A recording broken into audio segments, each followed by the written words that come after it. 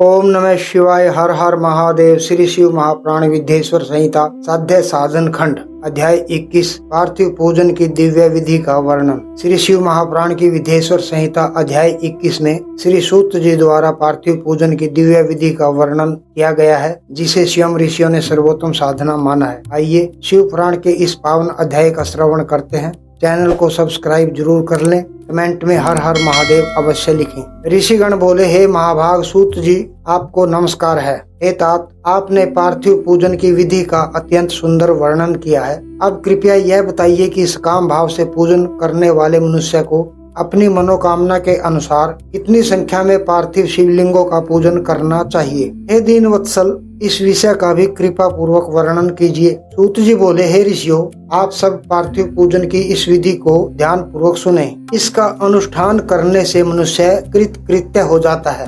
जो लोग पार्थिव शिवलिंग के पूजन को छोड़कर अन्य देवताओं की उपासना में लगे रहते हैं, उनकी पूजा तप तथा दान आदि निष्फल हो जाते हैं। अब मैं विभिन्न कामनाओं के अनुसार पार्थिव शिवलिंगों की संख्या बताता हूँ। अधिक संख्या में किया गया अर्चन निश्चय ही अधिक फलदायी होता है।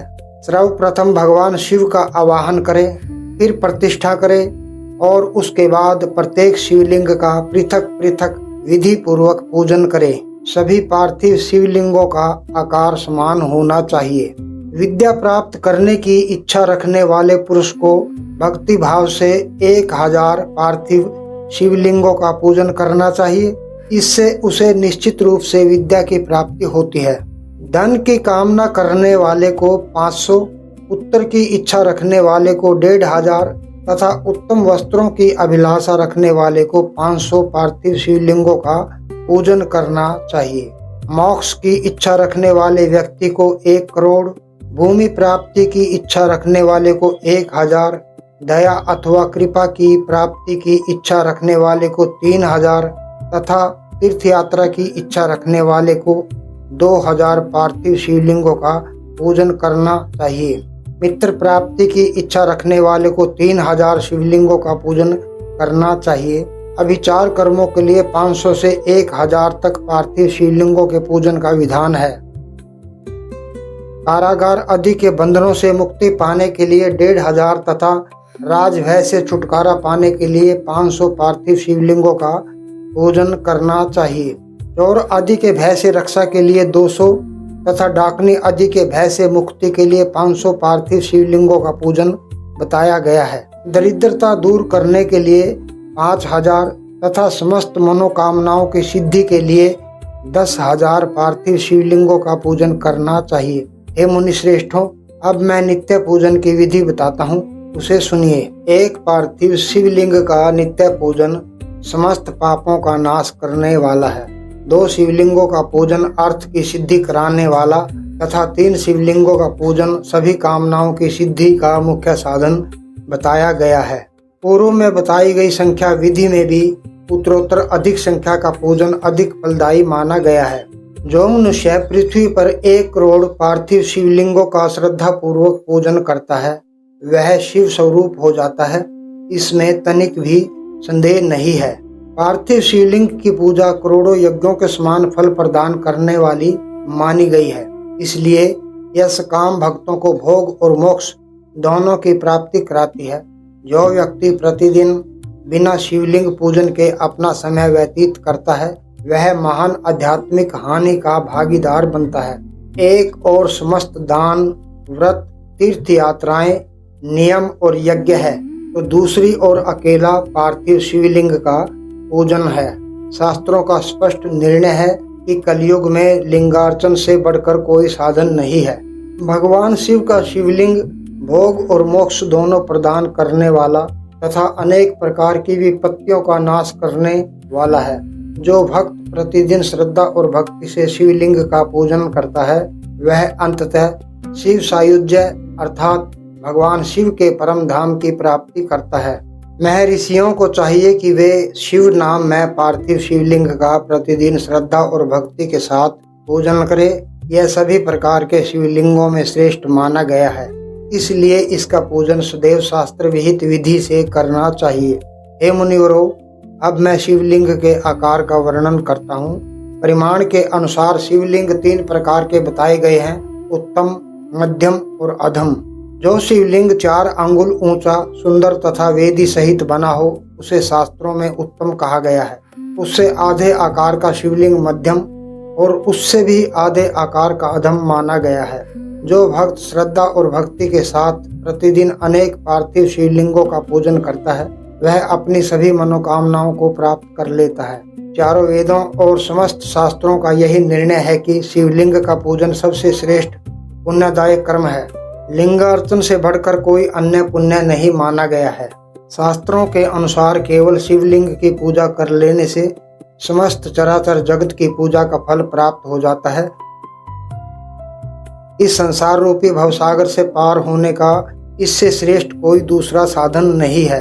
जो लोग अज्ञान के अंधकार में डूबे हुए हैं और जिनका मन विषय वासनाओं में आसक्त है उनके लिए इस संसार सागर से पार होने का शिवलिंग पूजन ही सबसे सुरक्षित और श्रेष्ठ साधन है। ब्रह्मा, विष्णु तथा अन्य देवता, महान ऋषि मुनि, यक्ष, राक्षस, गंधर्व, चारण, सिद्ध, दैत्य, दानव, शेषनाग, गरुड़, प्रजापति, मनु, किन्नर और असंख्य मनुष्यों ने भी श्रद्धा और भक्ति से शिवलिंग का पूजन करके अपने अपने सभी मनोरथ और अभिष्ट फल प्राप्त किए हैं।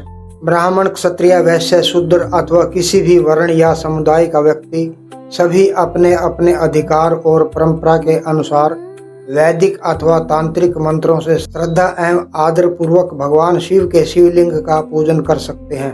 भगवान शिव के शिवलिंगों की पूजा करने का अधिकार स्त्रियों सहित सभी श्रद्धालु भक्तों को प्राप्त है।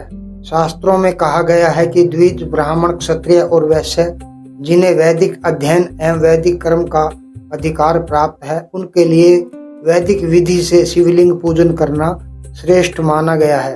अन्य लोगों के लिए तांत्रिक अथवा आगमिक विधि से पूजा करने का विधान बताया गया है। भगवान शिव का उपदेश है कि वेदज्ञ द्विजों को वैदिक मार्ग का ही पालन करना चाहिए। जिन लोगों का मन दधीचि, गौतम आदि ऋषियों के शाप के कारण वैदिक कर्मों से विमुख हो गया उनमें वैदिक आचरण के प्रति श्रद्धा नहीं रहती। जो मनुष्य वेदों और स्मृतियों में बताए गए धर्म में आचरण की उपेक्षा करके मनमाने मार्ग पर चलता है उसके मनोरथ कभी पूर्ण नहीं होते और उसे अपने कर्मों का अपेक्षित फल भी प्राप्त नहीं होता। इस प्रकार विधि पूर्वक भगवान शंकर का निवेदांत पूजन करके उनकी त्रिभुवनमयी 8 मूर्तियों का भी वही पूजन करे। पृथ्वी, जल, अग्नि, वायु, आकाश, सूर्य, चंद्रमा तथा यजमान ये भगवान शंकर की 8 मूर्तियां कही गई है। इन मूर्तियों के साथ साथ सर्व, भव, रुद्र, उग्र, भीम, ईश्वर, महादेव तथा पशुपति इन नामों की भी अर्चना करें।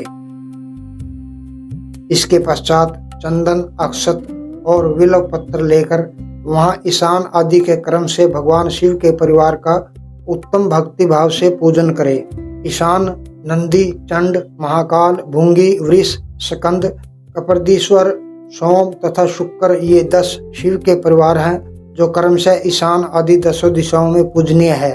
इसके बाद भगवान शिव के समक्ष वीरभद्र का और पीछे कीर्ति मुख का पूजन करके विधि पूर्वक 11 रुद्रों की पूजा करें। शिवलिंग का पूजन पूर्ण होने के बाद श्रद्धा पूर्वक ओम नमः शिवाय पंचाक्षर मंत्र का जप करें। इसके पश्चात शतरुद्रीय का पाठ, भगवान शिव की विभिन्न स्तुतियां तथा शिव पंचांग का पाठ करें। भगवान शिव की परिक्रमा करें, उन्हें साष्टांग प्रणाम करें और विधि पूर्वक पार्थिव शिवलिंग का विसर्जन करें। हे ऋषियों, इस प्रकार मैंने भगवान शिव के पार्थिव शिवलिंग पूजन की संपूर्ण विधि का वर्णन किया।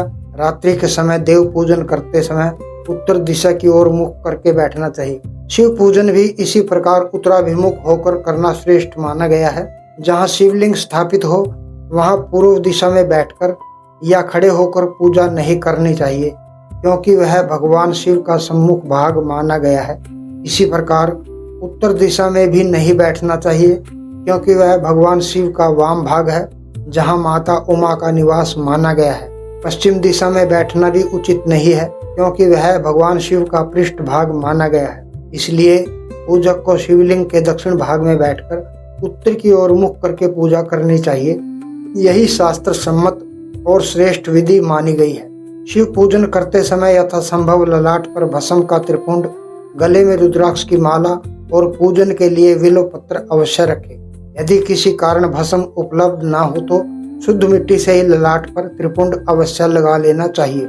इस प्रकार श्री शिव महापुराण की विद्येश्वर संहिता के साध्य साधन खंड का पार्थिव पूजन वर्णन नामक 21वां अध्याय पूर्ण होता है।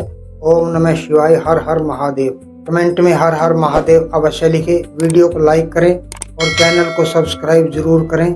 मिलते हैं अगले अध्याय में, तब तक के लिए ओम नमः शिवाय। हर हर महादेव।